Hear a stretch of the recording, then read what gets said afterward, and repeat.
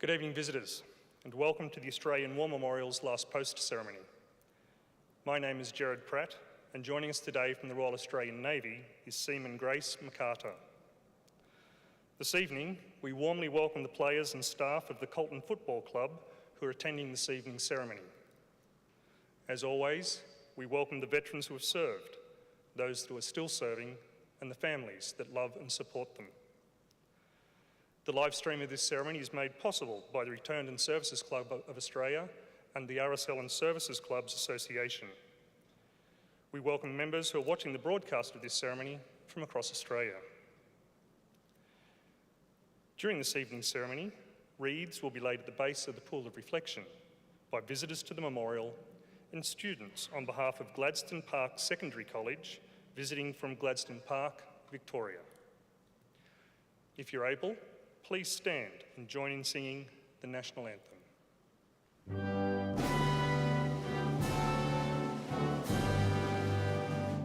Australians, oh, let us rejoice, for we are one and free.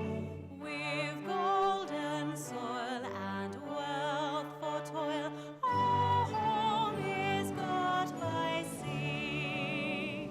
Our land abounds in nature's gifts of beauty, rich and rare. In history's page, let every stage advance Australia fair. In joyful strains, then let us sing, advance Australia fair.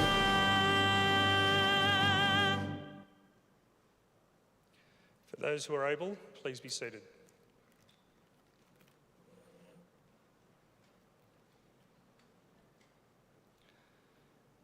The Australian War Memorial was the vision of Charles Bean, Australia's first World War official historian. Bean landed with the Australian troops on Gallipoli and remained with them at the front through until the end of the war. The idea of this national memorial and museum came to him at Pozières, France, in the depths of the bloody fighting of 1916. Bean's idea was that this would be a place where families and friends could mourn loved ones buried in faraway places. It would also be a place that could help all Australians understand what these men and women had endured and what they had done for us. Bean's vision, to which we remain true, is best expressed as inscribed in the entrance to the memorial's galleries. Here is their spirit, in the heart of the land they loved, and here we guard the record which they themselves made. Tonight, we will read the story behind just one of those on the Roll of Honour, which lists the names of more than 103,000 men and women who have given their lives for us in war and on operations for more than a century. But first, we present a lament, Flowers of the Forest. Wreaths or floral tributes will now be laid at the base of the Pool of Reflection.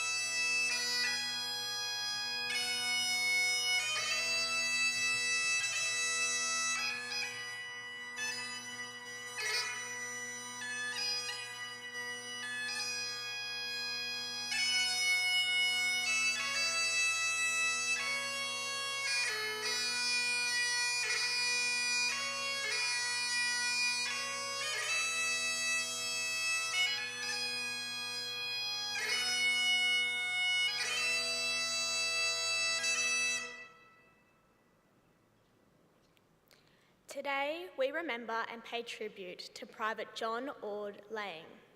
John Laing was born on the 16th of June 1894 in the Melbourne suburb of St Kilda. He was the youngest of 3 children, born to Hugh Laing, a cocoa maker, and his wife Helen. John grew up in Brunswick and was educated at the local state school. When the First World War broke out in 1914, he was working for local grocers as a branch manager. John Laing enlisted in the Australian Imperial Force on the 23rd of March 1916 and was assigned to the 4th Reinforcements of the 46th Battalion. Laing embarked for active service in August that year and sailed from Melbourne on the troop ship Oronce. Private Laing arrived in Plymouth, England, and continued his training there. In December 1916, he travelled to the Western Front and joined his unit just after Christmas Day as a bitterly cold winter began to set in. In early 1917, the enemy began their strategic withdrawal to the fortified Hindenburg Line.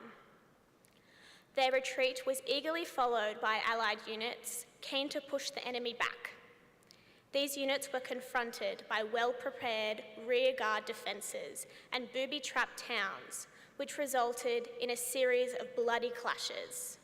Soon, the withdrawal halted at the enemy's new front line, near the French village of Bullecourt. Here, the Allies planned to break through the German lines and capture the village. Laing's unit attacked on the morning of the 11th of April 1917, under cover from tanks rather than artillery. As the men jumped over the parapet, the tanks quickly proved to be worse than useless, and the attacking infantry were left exposed to murderous enemy fire. Sergeant Keeley, who took part in the attack, described it in a letter home to his family. "I was in the Bullecourt fight on April 11, and I never want to see anything like it ever again. We started at 2 o'clock in the morning and it was snowing like anything and ice everywhere. We had to go over without a barrage and there were tanks sent over with us. They are far too slow and you can hear them coming a couple of miles away, and of course Fritz directs his shell fire on them. They went ahead and rolled down the barbed wire for us, but they never got much further. The shell fire caught them alight, and it was at this time that our lads got knocked about. I never saw so many flares in my life as were sent up, and rifle and machine gun fire. The attack soon floundered and the men were forced to retreat. Allied units suffered more than 3,000 casualties in one day. Among the missing was Private John Laing. He remained missing for several months, during which time none of his comrades were able to give any information about his fate or whereabouts. In November 1917, a court of inquiry was held to determine Laing's fate. One of his comrades told the Red Cross, "Whilst we were holding the German front trench, Laing was hit in the foot. Not severely, but we had no time to see his wound.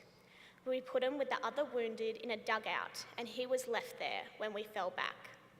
From a line of shell holes, I saw the German line up their prisoners and march them away." Despite the high likelihood that Laing had been taken prisoner, he was unable to be located on any prisoner list from Germany, and his body was not found after Bullecourt was eventually taken. As a result, the court determined that Laing had most likely been killed in action during his unit's attack on Bullecourt in April. His exact fate remains unclear. Private John Laing was 23 years old. His name is listed on the Roll of Honour on my right, among almost 62,000 Australians who died while serving in the First World War. This is but one of the many stories of service and sacrifice told here at the Australian War Memorial. We now remember Private John Ord Laing, who gave his life for us, for our freedoms, and in the hope of a better world.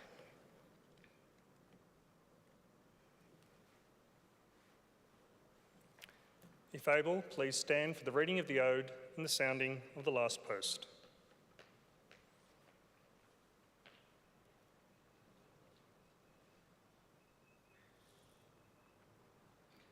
They shall grow not old, as we that are left grow old. Age shall not weary them, nor the years condemn. At the going down of the sun, and in the morning, we will remember them. We will remember them.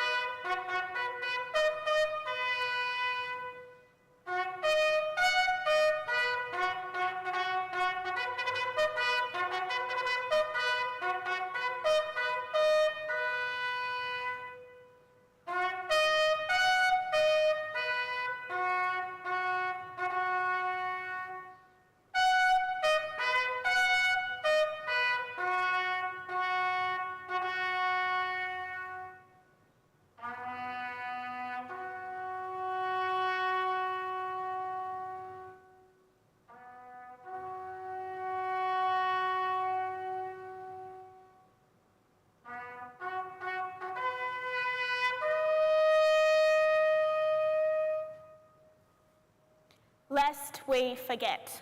Lest we forget.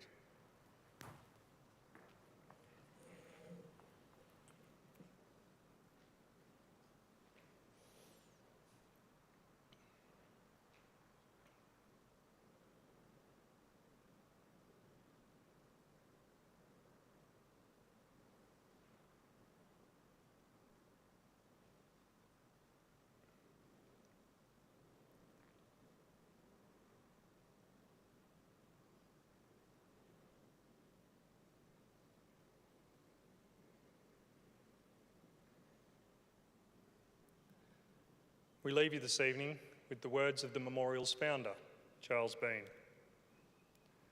Many a man lying out there at Pozieres or in the low scrub at Gallipoli, with his poor, tired senses barely working through the fever of his brain, has thought in his last moments, well, it's over.